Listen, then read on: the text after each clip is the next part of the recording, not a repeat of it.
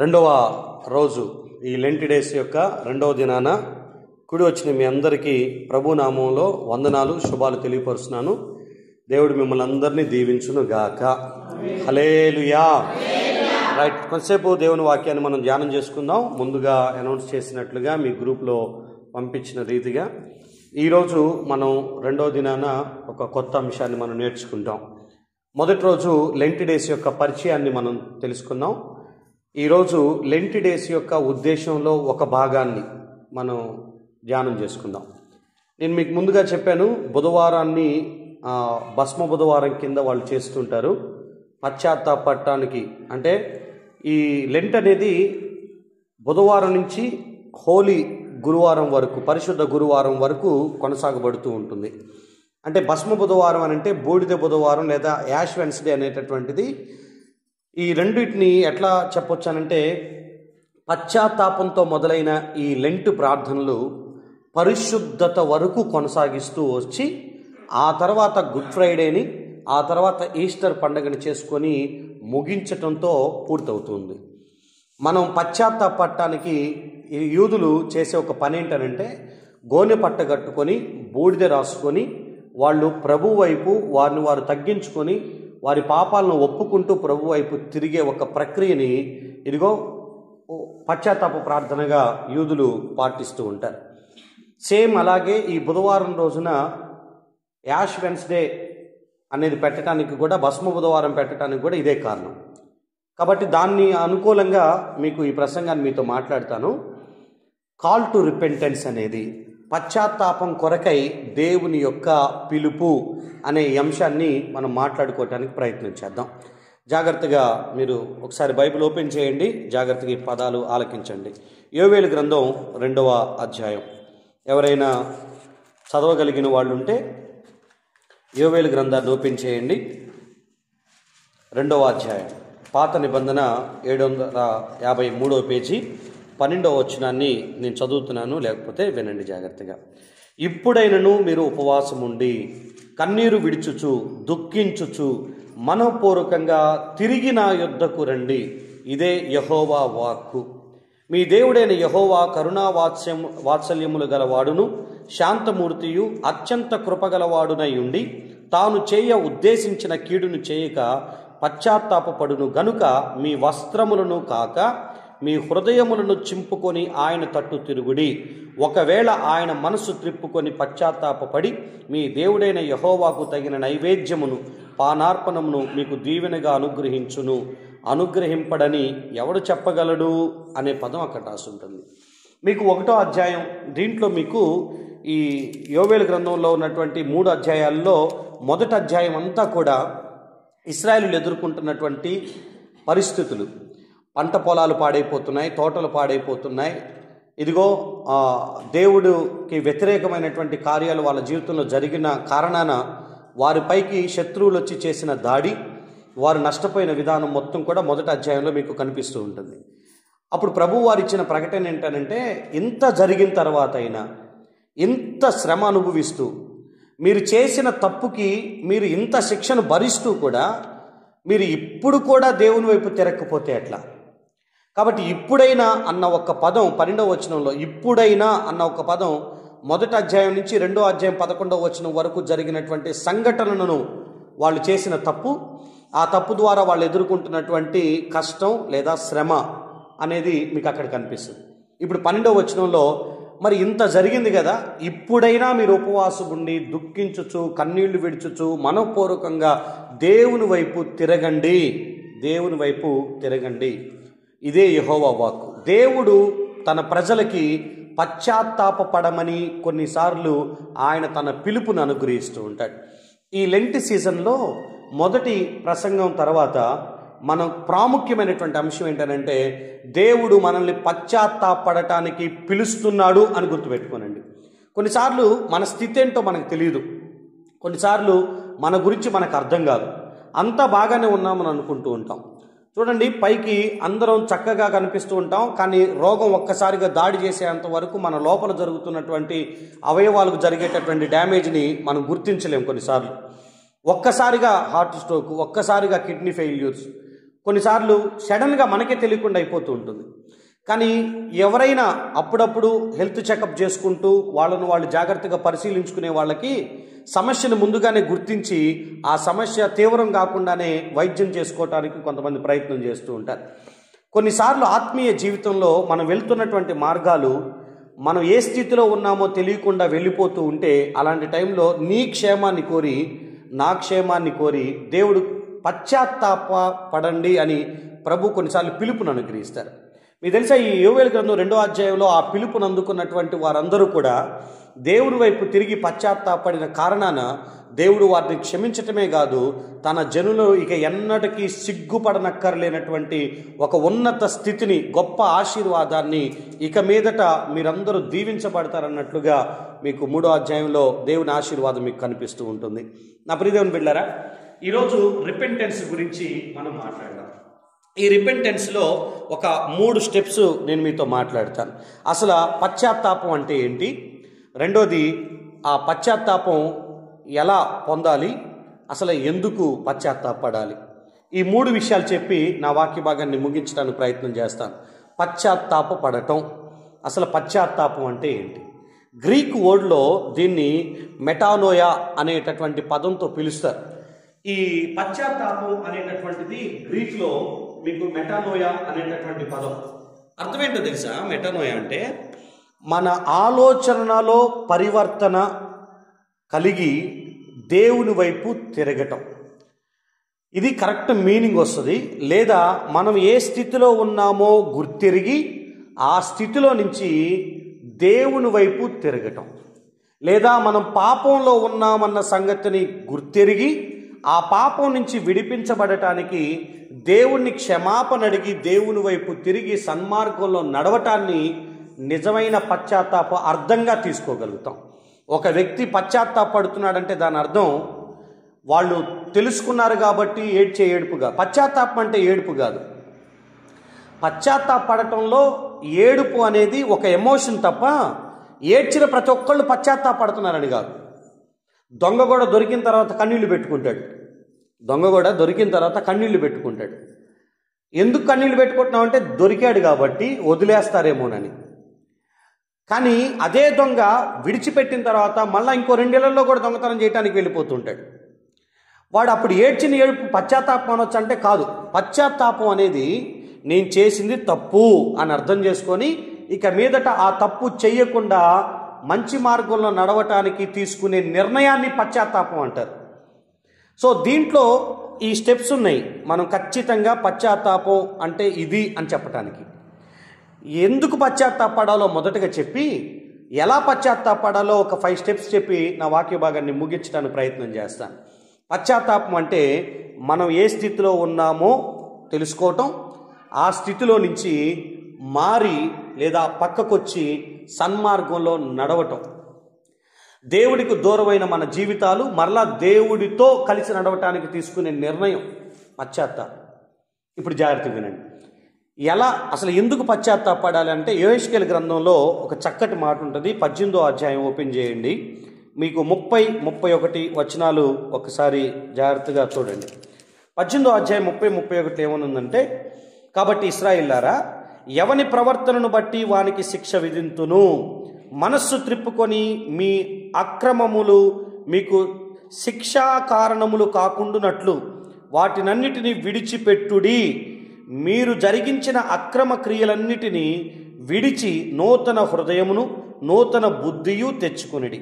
ఇశ్రాయేలులారా, మీరెందుకు మరణము నొందుదురు? ఇదే ప్రభువు యెహోవా వాక్కు అని రాసుంటుంది. చాలా క్లియర్గా ఇక్కడ రాయబడిన మాట, మీ అక్రమములకు మీరు శిక్ష పొందకుండా ఉండునట్లుగా, శిక్షా కారణములు కాకుండానట్లు అసలు వాటిని విడిచిపెట్టండి అని. మనకి ఇంకొంచెం అర్థం కావాలంటే రోమాపత్రిక 6:23లో పాపమునకు వచ్చు జీతము మరణము అని చాలా క్లియర్గా రాసి ఉంటుంది. సో యెషయా గ్రంథం 59:2లో ఉన్నటువంటి మాట ప్రకారంగా కూడా రక్షింపనేరకుండా ఉండునట్లుగా నా చేయి కురచేయం కాలేదు, విననేరకుండా ఉండునట్లుగా నా చెవులు మందంగా కూడా లేవు. అయితే మీ అతిక్రమాలు, ఇక్కడ మీ దోషాలు మీకు మీ దేవునికి అడ్డముగా వచ్చెను అని రాసి ఉంటుంది. ఇంగ్లీష్లో సెపరేట్ అని రాసి ఉంటుంది. మిమ్మల్ని దేవుడికి మీకు మధ్యలో ఒక ఎడము కలుగు చేసింది ఈ పాపం. దేవుడి దగ్గర నుంచి మిమ్మల్ని దూరం చేసింది ఈ పాపం. మిమ్మల్ని సపరేట్ చేసేసింది, ఆయనకి మీకు సంబంధం లేదుగా చేసేసింది. కనుక ఈ ఎడబాటు మళ్ళా దగ్గర అవ్వాలి అనంటే, దేవుడికి దూరమైనటువంటి స్థితి మళ్ళా దగ్గర అవ్వాలి అనంటే, మనం చేసిన పాపానికి శిక్ష అనుభవించకుండా ఉండాలి అనంటే, మనం చేయాల్సినటువంటి పని పశ్చాత్తాపడి దేవుడి దగ్గర క్షమాపణ అడిగి ఆ శిక్ష మన మీదకి రాకుండా జాగ్రత్త పడి మరలా దేవునితో సత్సంబంధం కలిగి ఉండేటటువంటి పద్ధతి ఇదిగో ఈ పశ్చాత్తాపం మాత్రమే కలుగజేస్తుంది. ఒక రకంగా చెప్పాలంటే విడిపోయిన బంధాన్ని మరలా తిరిగి కలుపుకోవటం, చేసిన తప్పుకి శిక్ష రాకుండా దేవుడి దగ్గర క్షమాపణ పొందుకోవటం పశ్చాత్తాపం మనకిచ్చేటటువంటి ఒక దీవెన. సో ఖచ్చితంగా ఈ పశ్చాత్తాపం నేనైనా మీరైనా ఈ మాటలు వినేవాళ్ళు ఎవరైనా ఖచ్చితంగా పశ్చాత్తాపం పడటం ప్రతి క్రైస్తవుడికి అనుదినం అత్యవసరం. ఎందుకంటే పొద్దున్న లేచిన దగ్గర నుంచి రాత్రి పడుకునేంత వరకు కంటి చూపుతోనో, మాటతోనో, తలంపులతోనో, క్రియలతోనో, లేకపోతే ఇంక ఏ కారణం చేతనైనా మనం తప్పిదం జరిగించడం అనేది సహజ సిద్ధంగా జరిగిపోతూ ఉంటుంది. కాబట్టి ఖచ్చితంగా పశ్చాత్తాపడటం అనేది మంచిది. ఎలా పశ్చాత్తాపడాలో నేను కొన్ని విషయాలు మీతో మాట్లాడతాను, జాగ్రత్తగా వినండి. పశ్చాత్తాపం అంటే ఏంటి, రెండోది పశ్చాత్తాపం ఎందుకు పొందాలి అని అంటే, మనకి శిక్ష రాకుండా ఉండాలన్నా, మనం మరణం పొందకుండా ఉండాలన్నా, దేవుడికి మనం దూరం అయిపోకుండా ఉండాలన్నా మనం పశ్చాత్తాపడటం అనేది చాలా ముఖ్యం. ఈ పశ్చాత్తాపం మాత్రమే శిక్ష రాకుండా చేయగలిగింది. పశ్చాత్తాపం మాత్రమే దేవుడికి మరలా మనల్ని దగ్గర చేయటానికి అనుకూలంగా మార్చబడుతూ ఉంటుంది. ఎలా పశ్చాత్తాపడాలో ఒక 5 స్టెప్పులు చెప్తాను, జాగ్రత్తగా గుర్తుపెట్టుకోండి. ఒకటి, ఎప్పుడైనా పశ్చాత్తాపంలో ఫస్ట్ గుర్తుపెట్టుకోవాల్సింది మనము చేసిన తప్పులు, మన పాపాలను మనం గుర్తించటం. ఇది గుర్తుపెట్టుకోవాలి మీరు. పాపం నేను ఏ స్థితిలో ఉన్నానో అనేది నాకు నేనే గుర్తించటం పశ్చాత్తాపంలో ఉన్నటువంటి మొట్టమొదటి విషయం. అసలు నేను దొంగతనం చేశాను, నేను పాపం చేశాను అని ముందు నాకు అనిపించాలి కదా. అసలు నేను తప్పు చేశానని ముందు నేను గుర్తించాలి, దాన్ని నేను అర్థం చేసుకోవాలి. ఆ రికగ్నైజేషన్ లేకుండా నేను పశ్చాత్తాపడుతున్నాను, ఏడ్చి సారీ ప్రభు అన్నానంటే కుదరదు. మీకు కొంతమందిని జ్ఞాపకం చేస్తాను, ఎలా వాళ్ళు దేవుడి దగ్గర పశ్చాత్తాపడ్డారో అన్న సంగతిని మీకు జ్ఞాపకం చేస్తాను. విలాప వాక్యాలు 3వ అధ్యాయం 40వ వచనంలో, మీరు మీ మార్గాలను పరిశీలించి, ఆ పదం చాలా చక్కగా ఉంటుంది చూడండి. మనం చేయాల్సినటువంటి పని 3వ అధ్యాయం 40, మనము మన మార్గములను పరిశోధించి తెలుసుకొని మనము యెహోవా తట్టు తిరుగుదుము అని రాసి ఉంటుంది. మన మార్గాలను మనం పరిశోధించి తెలుసుకోవటం. ఎప్పుడైనా మన గురించి మనమే తెలుసుకోవటం, నేను ఏ స్థితిలో ఉన్నానని సెల్ఫ్ చెక్ చేసుకోవటం అనేది పశ్చాత్తాపంలో మొట్టమొదటి భాగం. మీరు ఎప్పుడన్నా ప్రేయర్ చేయండి, మీ ఆధ్యాత్మిక జీవితం ఎప్పుడు ఎలా ఉంది అని అప్పుడప్పుడు మనం చెక్ చేసుకోవటం చాలా మంచి ఉద్దేశం. నేను కరెక్ట్గానే వెళ్తున్నానా, కరెక్ట్గానే ఆలోచిస్తున్నానా, నా నిర్ణయాలు కరెక్ట్గానే ఉన్నాయా, దేవుని వాక్యానుసారంగానే బ్రతుకుతున్నానా, ఇంకెక్కడైనా తప్పిపోతున్నానా, ఎవరి యొక్క మాటలైనా వారి ప్రభావం నా మీద ఏమైనా పడుతుందా, లోక ప్రభావం నా మీద పడుతుందా, పాపం పర్లేదులే అని అనిపిస్తుందా, అలవాటైపోతుందా, ఎవరు చేయట్లేదులే అని అనిపిస్తుందా, ఒకవేళ చేసిన తప్పుకి నొప్పి కలగట్లేదా, భయం కలగట్లేదా, పాప భీతి మనకు దూరం అయిపోయిందా. కొన్నిసార్లు మనల్ని మనమే చెక్ చేసుకోవాలి. తప్పు చేస్తున్నా కూడా నొప్పి కలగట్లేదు అని అంటే, తప్పులో ఉంటున్నా కూడా భయం, దైవ భీతి కలగట్లేదు అని అంటే, ఎక్కడో దేవుడికి దూరం అయిపోయాం, పాప భీతి పోయింది. కాబట్టి మనల్ని మనం చెక్ చేసుకొని ఇలానే ఉంటే పాపానికి తగిన శిక్షను పొందుతాను, దేవునికి నేను దూరం అయిపోతాను, నేను వెళుతున్న ఆ నిత్య జీవపు మార్గాన్ని కోల్పోతాను అనుకొని పశ్చాత్తాపడటానికి ప్రిపేర్ అయిపోవాలి. ఫస్ట్ గుర్తించాలి నేను ఏ స్థితిలో ఉన్నాను. అందుకే మనల్ని మనమే పరిశీలించుకోవాలి. చాలా చక్కటి మాట, మన మార్గములను పరిశోధించి తెలుసుకొని ఆయన వైపు తిరగాలి. అవును, మనం సెల్ఫ్ చెకింగ్ అవసరం. నేను ఏ స్థితిలో ఉన్నానో అర్థం చేసుకోవటం అవసరం. రెండోది, కొన్నిసార్లు మనం ఎంత చెక్ చేసుకున్నా మనం నీతిమంతులుగానే ఉన్నాం అనుకుందాం. ఒకని మార్గాలు వాడికి యథార్థంగానే కనపడతాయంట. నేను వెళ్ళే మార్గం నాకు యథార్థంగానే ఉండొచ్చు, నేను బాగానే ఉంటున్నా, నేను మంచిగానే ఉంటున్నా, ఇదేం తప్పేం కాదు అని నాకు అనిపిస్తుంది అనుకో. మీరు దావీదు ప్రార్థన చేసినట్టుగా 139వ కీర్తన ఒకసారి ఓపెన్ చేయండి. దావీదు దేవుడి దగ్గర ఓ చక్కటి ప్రార్థన చేస్తాడు. 139వ కీర్తన 23, 24. దేవా, నన్ను పరిశోధించి నా హృదయమును తెలుసుకొనుము, నన్ను పరీక్షించి నా ఆలోచనలను తెలుసుకొనుము. నీకు ఆయాసకరమైన మార్గము నా యందున్నదేమో చూడు, నిత్య మార్గమున నన్ను నడిపించు. ఎంత చక్కటి మాట అంటే, దేవా, నా తలంపులు, నా ఆలోచనలు, ఒకవేళ నా హృదయాన్ని నువ్వు పరిశోధించు, నువ్వు పరిశీలించు. ఒకవేళ నువ్వు పరిశీలించినప్పుడు నీకు ఇష్టం లేనివి, నీకు ఆయాసాన్ని కలిగించేటటువంటి మార్గాలు నాలో ఉంటే అవి నాకు తెలియపరచు, నన్ను మాత్రం సన్మార్గంలోనే నడిపించు. ఇప్పుడు మనకు మనం చెక్ చేసుకోవాలి. నా జీవితం నమ్మింది మొదలుకొని ఇప్పటి వరకు, నిన్నటి బ్రతుక్కి ఈ రోజుకి, 10 రోజుల క్రితం నా పరిశుద్ధతకి ఈ రోజుకి ఎప్పటికప్పుడు నేను సెల్ఫ్ చెక్ చేసుకుంటూ ఉండాలి. నేను జాగ్రత్తగానే బ్రతుకుతున్నాను అని అనిపించిన వెంటనే ప్రభు దగ్గర ఇలా అడగండి, ప్రభా, నాకు అర్థం కావట్లేదు, నా జీవితంలో, నా హృదయంలో, నా మార్గాలలో నీకు ఆయాసకరమైనటువంటి మార్గాలు ఏదన్నా ఉంటే నువ్వు నాకు తెలియపరచు, నన్ను మాత్రం సన్మార్గంలో నడిపించని ప్రభు దగ్గర ప్రార్థించగలగాలి. మనం ఎలా మన పాపాన్ని, ఎలా మన యొక్క స్థితిని గుర్తించగలుగుతామంటే, ఒకటి మనల్ని మనం పరిశోధించుకున్నప్పుడు, రెండోది దేవుణ్ణి మనం ప్రార్థనలో అడిగినప్పుడు ప్రభు స్పష్టంగా తెలియపరుస్తారు. మూడోది మరొక మార్గం ఉంది. 90వ కీర్తన ఓపెన్ చేయండి, 8వ వచనాన్ని చూడండి. 90వ కీర్తన 8వ వచనంలో మరొక మార్గం, మన పాపాలు మనకి తెలియాలి, మన స్థితి మనకు తెలియాలి అని అంటే మరొక చక్కటి మార్గం. మా దోషములను నీవు నీ ఎదుట ఉంచుకొని ఉన్నావు, నీ ముఖకాంతిలో మా రహస్య పాపములు కనబడుచున్నవి అని.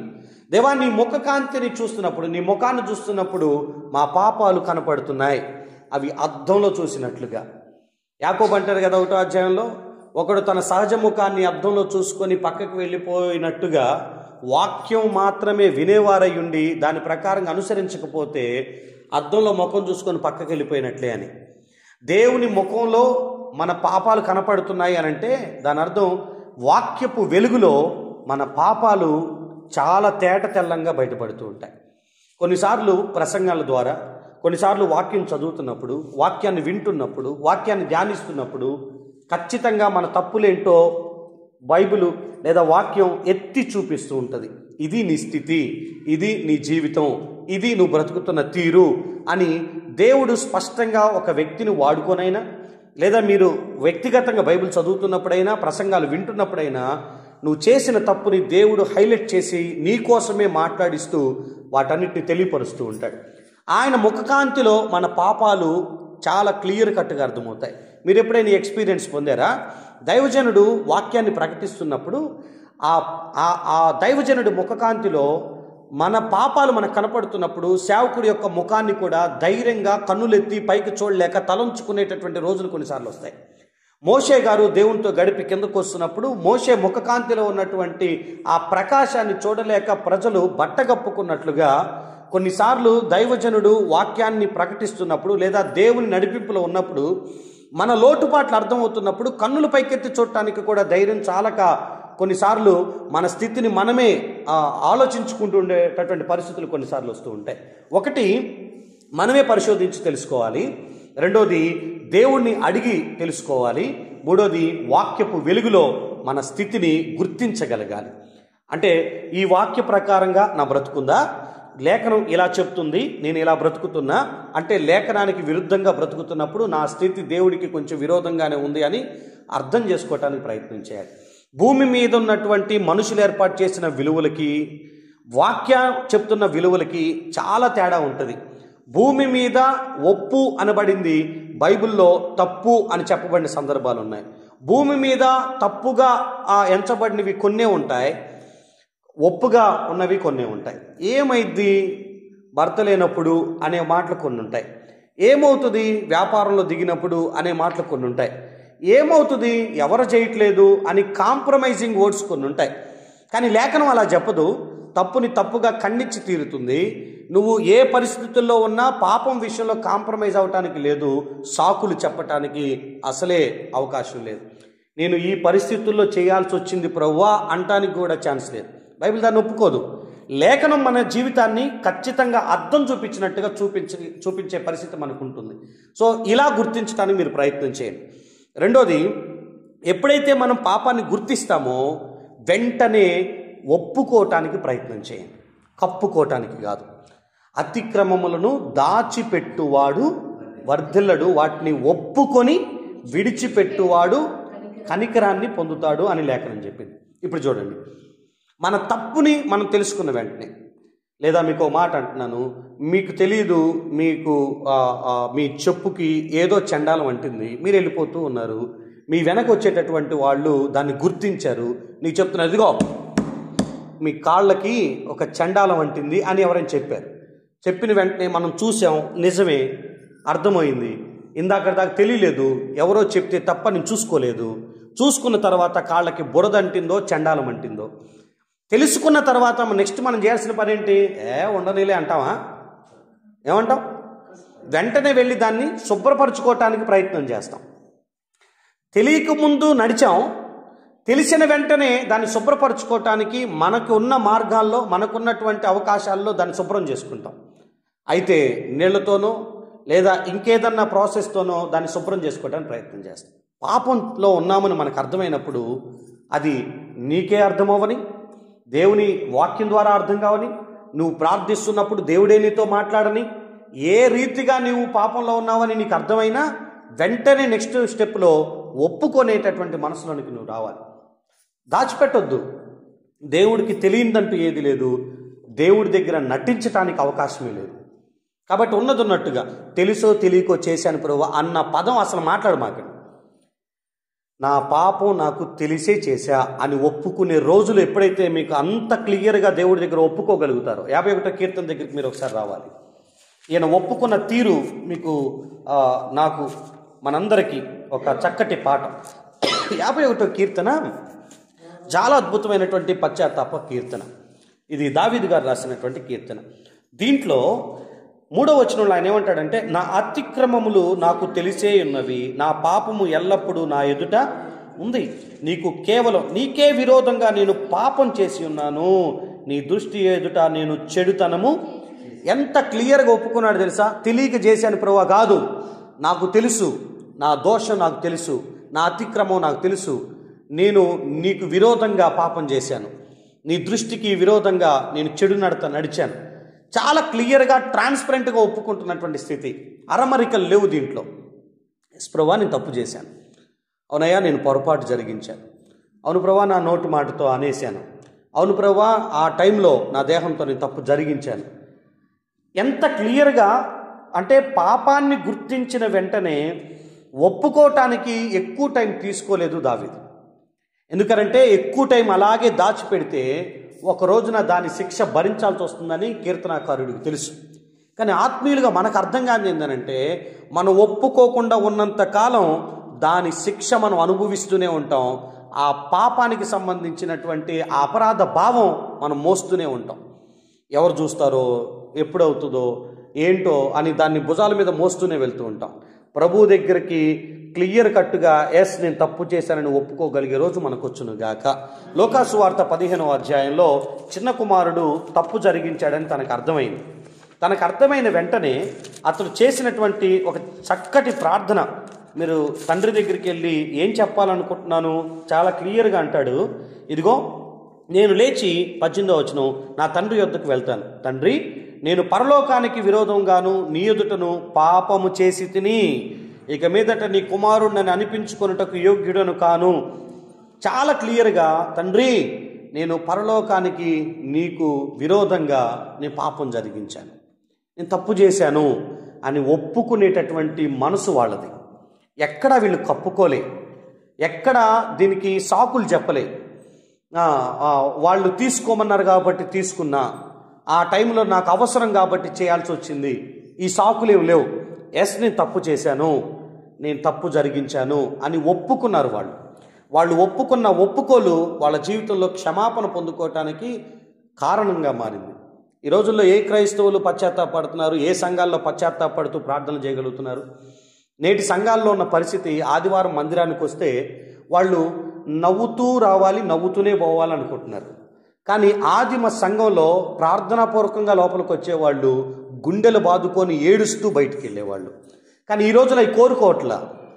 ఎందుకనంటే ఆహ్లాదకరంగా మందిరం ఉండాలి, మమ్మల్ని పాస్టర్ గారు నవ్వించాలి, ఎంటర్టైన్మెంట్ చేయాలి, జోకులు వేయాలి, 4 పాటలు పాడాలి, మమ్మల్ని ఆరాధనలో పరవశింపజేయాలి, మా శరీరాన్ని ఉద్రేకపరచాలి, ఓ దేవుడు మిమ్మల్ని దీవిస్తున్నాడు అని మాకు బోధించాలి.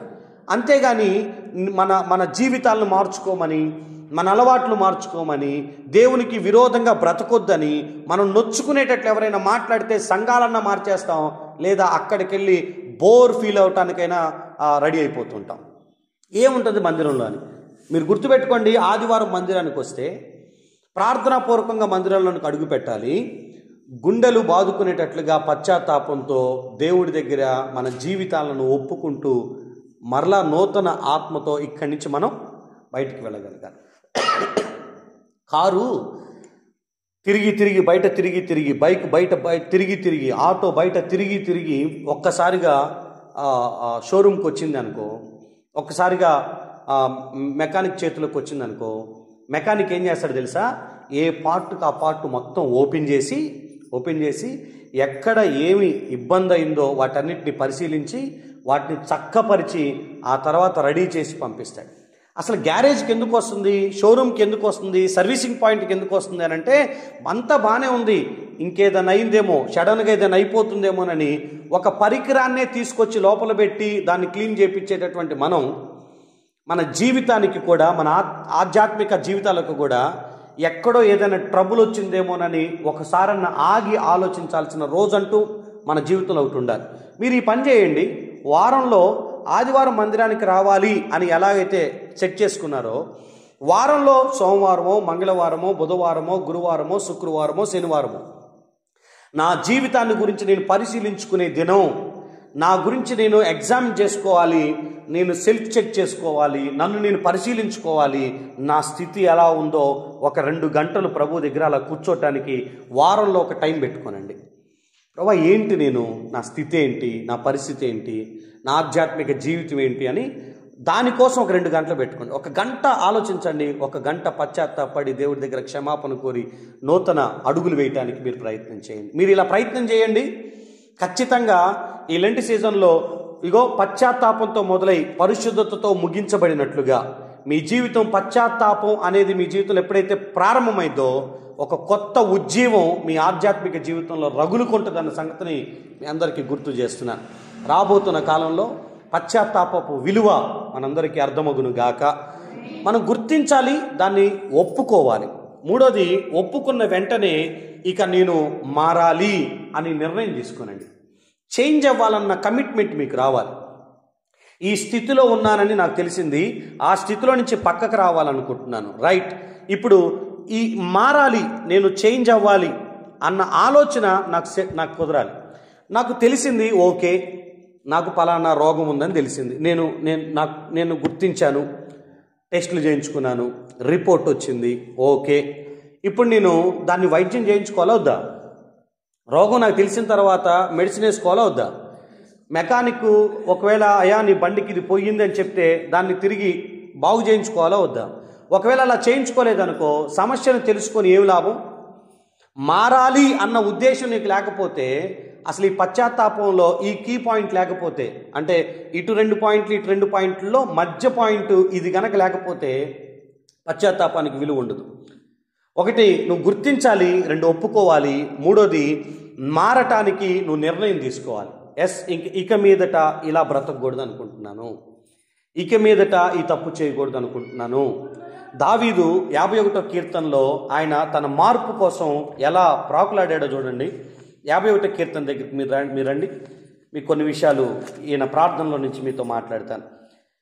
ఈయన దేవుడి దగ్గర క్షమాపణ అడిగేటటువంటి విధానం, తను మారాలనుకుంటున్నటువంటి విధానం,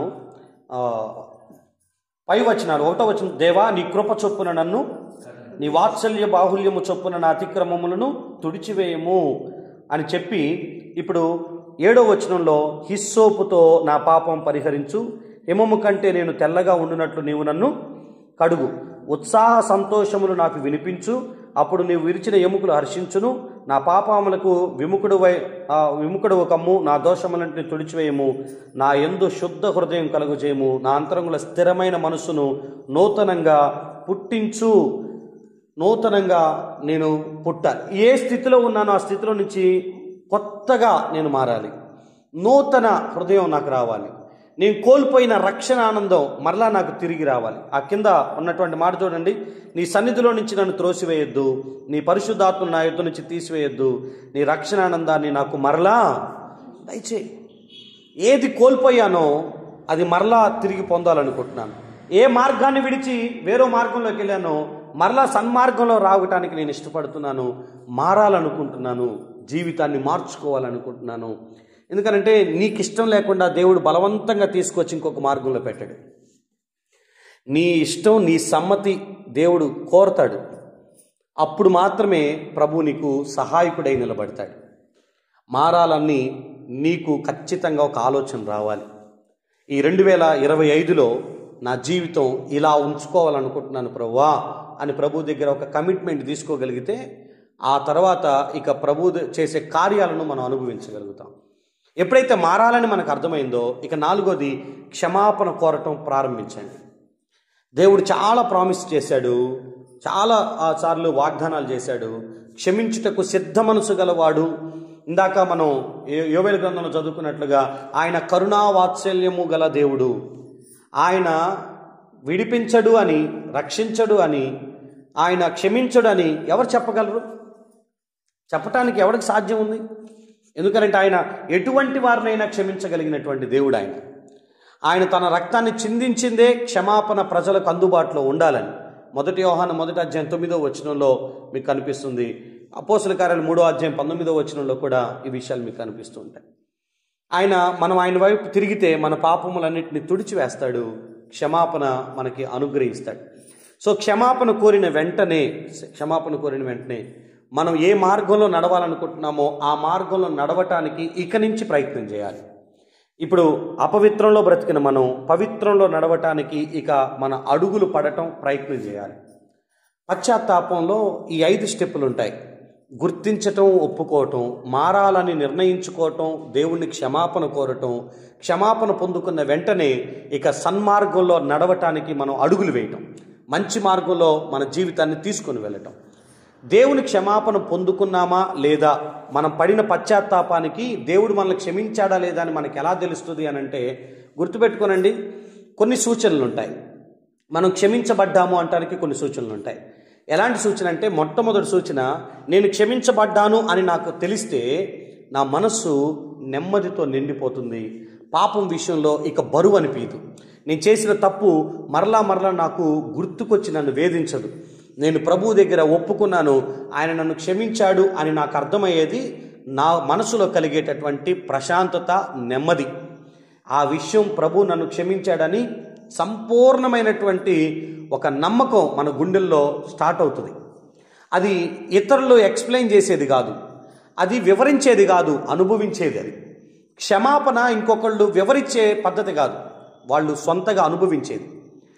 క్షమించమని కోరటం అనేది డిఫరెంట్ పద్ధతిలో ఉంటుంది. ఒక స్త్రీ కన్నీళ్లతో ఏడుస్తూ ప్రభు పాదాలు కడుగుతూ ఆమె పశ్చాత్తాపాన్ని చెప్పింది. నోరు తెరిచి నేను పాపిని, నేను తప్పు చేశాను అని నోటి మాటలతో చెప్పలేకపోయి ఉండొచ్చు. ఇప్పుడు చిన్న కుమారుడు చెప్పినట్లుగా నేను తప్పు చేశాను అని నోటితో చెప్పుకోలేకపోయి ఉండొచ్చు. ఫీలింగ్స్ కొన్నిసార్లు ఎలా వ్యక్తపరుస్తామనేది కాదు, దేవుడు మౌనంలో ఉన్న పశ్చాత్తాపాన్ని అర్థం చేసుకోగలుగుతాడు, నోరు తెరిచి చెప్పే పశ్చాత్తాపాన్ని కూడా ఆయన అర్థం చేసుకోగలుగుతాడు. కానీ నిజమైన లోతైన ఆ ఒప్పుకోలు మీ జీవితంలో ఉందని తెలిస్తే దేవుడు దాన్ని క్షమిస్తాడు. క్షమించిన విషయం ఫస్ట్ మీకు అర్థమవుతుంది, నెమ్మదితో నిండిపోతారు. ఎన్నడూ లేనంత నూతనత్వం, నూతన విధానం మీకు స్టార్ట్ అవుతుంది. ప్రభుతో మరలా సంబంధం బలపడింది. ఇక మీదట పాపం అంటే భయం ఏర్పడింది. చెయ్యకూడదని మీతో ఎవరో చెప్తున్నట్లు అనిపిస్తుంటుంది. మీరు క్షమించబడిన వెంటనే మీలో కలిగే కొన్ని మార్పులు ఇవి. ఇక అదే తప్పుని మరలా చేయటానికి ప్రయత్నం చేస్తున్నప్పుడు కొంత దైవ భీతి మీ జీవితంలో ప్రారంభమవుతూ ఉంటుంది. సో ఈ సూచనల మేర మీరు అర్థం చేసుకోవాలి, ఇక నేను ఈ స్థితిలో నుంచి బయటికి వచ్చేసాను అని. పశ్చాత్తాపడిన వెంటనే ప్రభు మన ఆత్మలో ఉజ్జీవాన్ని రగిలిస్తాడు. నా ప్రియ దేవుని బిడ్డ, ఈరోజు ఈ వాక్యాన్ని ఇంతటితో నేను ముగిస్తున్నాను. పశ్చాత్తాపం కొరకు దేవుడు మనల్ని పిలిస్తే మనం రెస్పాండ్ అయ్యేటటువంటి విధానం ఈ విధంగా ఉండగలిగితే, దావీదు మరలా ఆయన నూతన హృదయాన్ని, నూతనంగా రక్షణానందాన్ని పొంది జీవితకాలం వరకు మరలా తప్పు చేయకుండా జాగ్రత్తగా ఆయన బ్రతకటానికి కారణమైంది. చిన్న కుమారుడు ఇక తండ్రి దగ్గరికి వచ్చి క్షమాపణ పొందుకున్న తర్వాత మరలా అతడు తప్పిదంలో పడినట్లుగా ఆ స్టోరీ కంటిన్యూ అవ్వలేదు. ఈ కన్నీళ్లతో పశ్చాత్తాపం అడిగినటువంటి విధవరాలు, లేకపోతే ఆ వ్యభిచారపు స్త్రీ, పాపాత్మురాలు ఇక సువార్థికురాలుగా మారిపోయిన సంఘటనలు మనం చూస్తాం. అన్యాయంగా దోచుకున్నటువంటి జక్కయ్య తన తప్పును తెలుసుకొని తిరిగి ఎవరి దగ్గర అయితే తీసుకున్నాడో వాళ్ళకి ఇచ్చివేయటం ద్వారా ఇక మీదట ఎవరి దగ్గర అన్యాయంగా తీసుకోకుండా తన జీవితాన్ని అబ్రహాము కుమారుడిగా మార్చుకోగలిగాడు. సో ప్రియదేవుని బిడ్డలారా, మీ అందరితో మాట్లాడుతున్నాను. ఎక్కడ పడిపోయామో, ఏ స్థితిలో పడిపోయామో, ప్రకటన గ్రంథం 2వ అధ్యాయం ప్రకారంగా పడిపోయిన ఆ స్థితిని మనం గుర్తెరిగి అక్కడి నుంచి మనం బయటకు వచ్చుదుము గాక. ఈరోజు మన ఆత్మలో పశ్చాత్తాప పడుతూ దేవుని వైపు తిరగగలిగే కృప ఈ రాత్రికాల సమయంలో ప్రభు మనకు అనుగ్రహించును గాక. మోకరించండి, కళ్ళు మూసుకోనండి, ప్రార్థన చేసుకుని మనం ముగించుకుందాం.